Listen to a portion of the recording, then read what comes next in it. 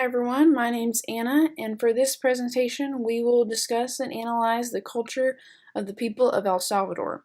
We will specifically be focusing on areas that pertain to and affect the overall health of this community. We know that culture is a key determinant of health, and what individuals believe and the environment in which they live directly affects their overall health and their potential to achieve their highest level of potential wellness. So El Salvador is the smallest and most densely populated country in Central America, with a population of approximately 6,439,126 people.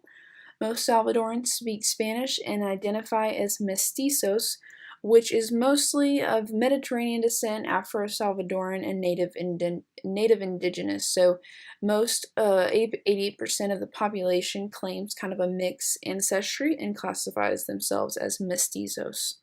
42% of the population also lives in rural communities, which is an important factor to consider if we are considering as advanced practice nurses going into El Salvador to serve on a mission trip or a medical mission. It's important to consider where they're located and what resources they have access to.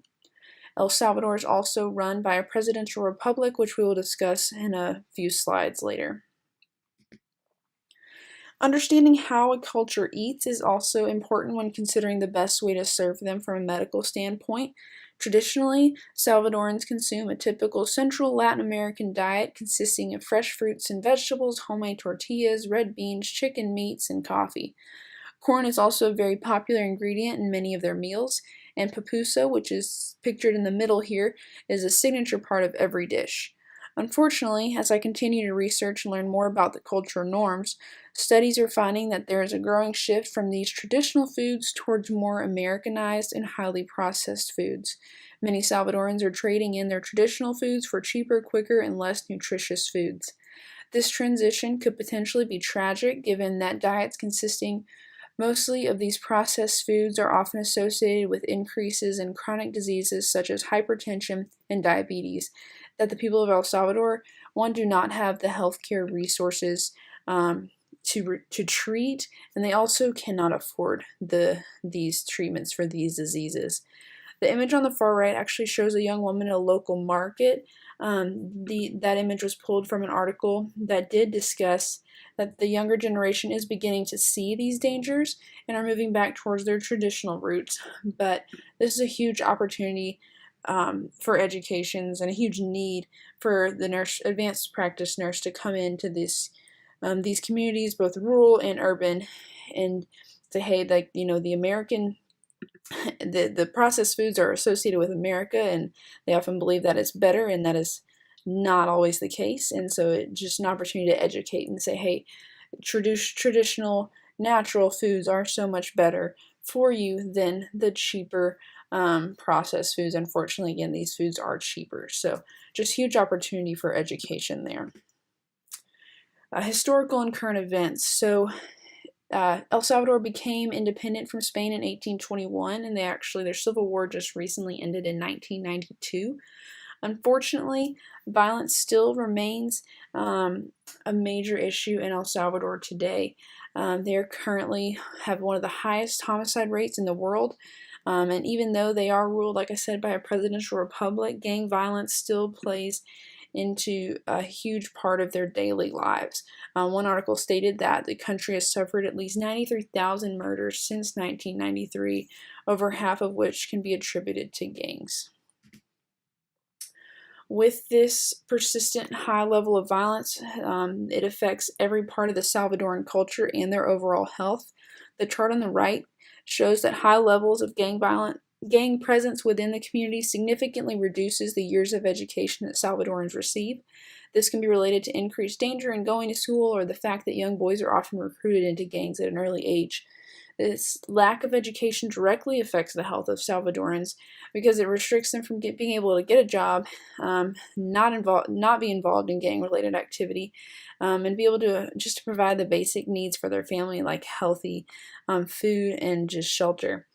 The majority of Salvadorans already live in extreme poverty, so this just kind of exacerbates that. Other barriers to health that previously mentioned are, again, that 42% of Salvadorans do live in rural communities and that they are turning away from their traditional foods towards more highly processed ones that will have extremely negative health side effects long term. Other lack of resources that they have is just a lack of adequately trained healthcare personnel. El Salvador actually has a high production of healthcare professionals, but they are not adequately trained or adequately distributed, and that is just because of just a developing and kind of unestablished healthcare system, and again, the extreme poverty in which they live. This slide simply shows the top causes of death in El Salvador in 1990 compared to 2010.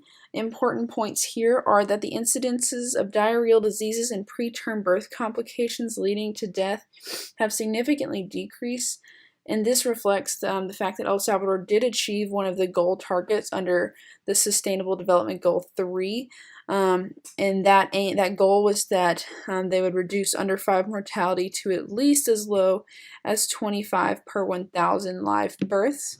And their under 5 mortality rate in 2017 was 25 per 1,000. So other important notes to consider here is when thinking about how to best educate and serve this population is the drastic jump of diabetes, alcohol use disorders, and ischemic heart disease. These disease processes are largely attributed to modifiable risk factors. Again, going back to the lack of education, this culture is not receiving an education. They are definitely not receiving an education in health and may not know that the things they are choosing to do are actually risk factors that could be leading to these very severe health disorders. But again, as that chart showed, there has been significant progress made within the health sector. So improved immunization rates from 76% to 93%. I believe that statistics from the 90s to now. And the same with the improved access to clean water sources from 79% to now 89% of the population having access to clean water. And again, like we talked about in the last slide, they have reduced their under 5 mortality rate. So they have made some good progress there. Despite this progress, while they have made progress in promoting equality and in sustainable development goals like promoting equality and like access to clean water, which are Sustainable Development Goals 10 and 6, there is still a very significant need within the Salvadoran culture and community.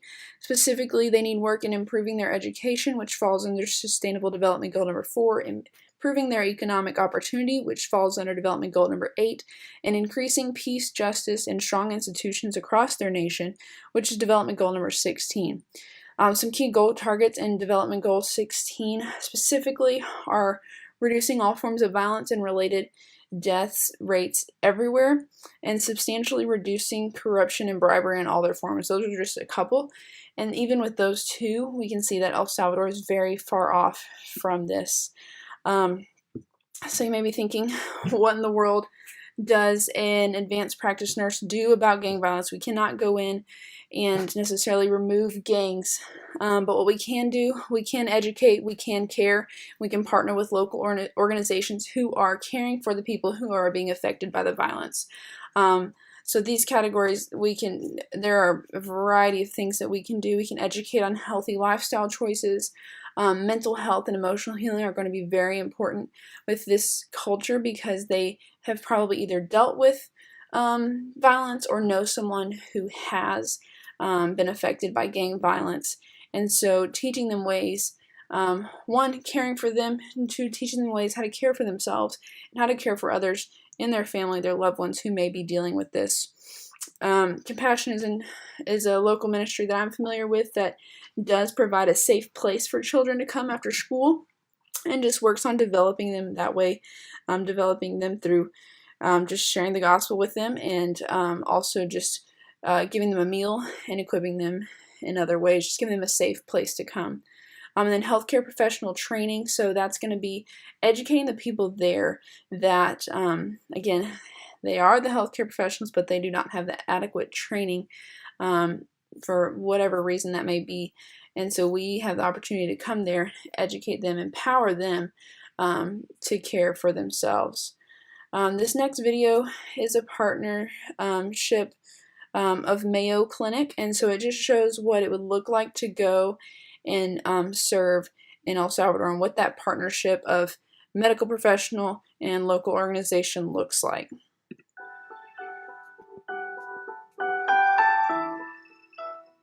We're here in Panchimalco, El Salvador, in the mountains, with a team from Mayo Clinic and the local El Salvador Operation Blessing team. We also have some Operation Blessing doctors from Honduras, as well as Guatemala here in this medical mission.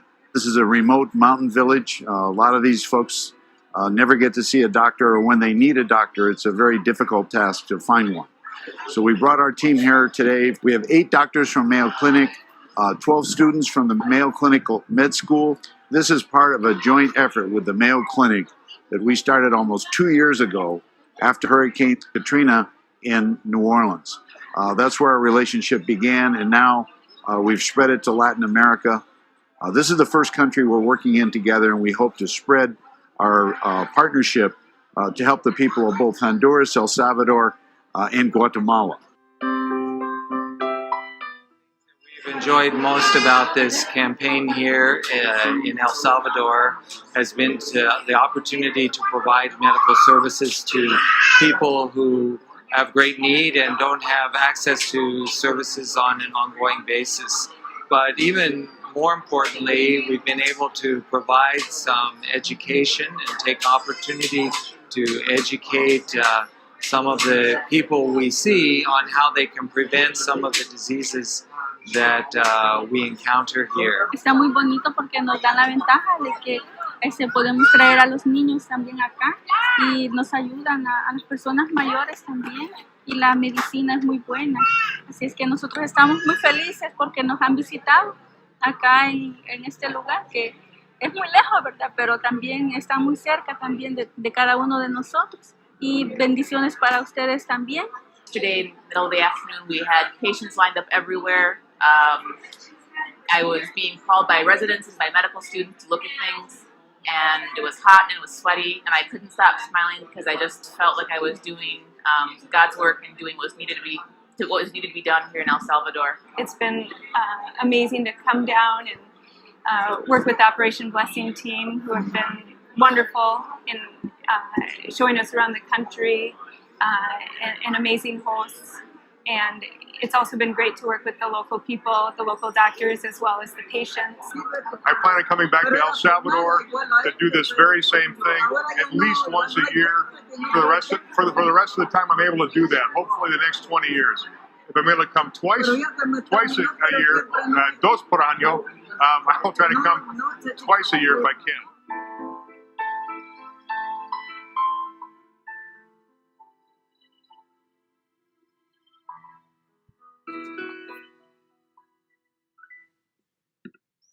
So again, I just thought that was a good example of what it would look like for medical professionals, advanced practice nurses to come alongside a local organization, care for the patients and treat them with the care they don't have access to, especially in a rural place like that. But also, like they talked about, of educating the healthcare professionals there. So that is all I have for you. Thank you so much for your time. I look forward to listening to y'all's presentations as well.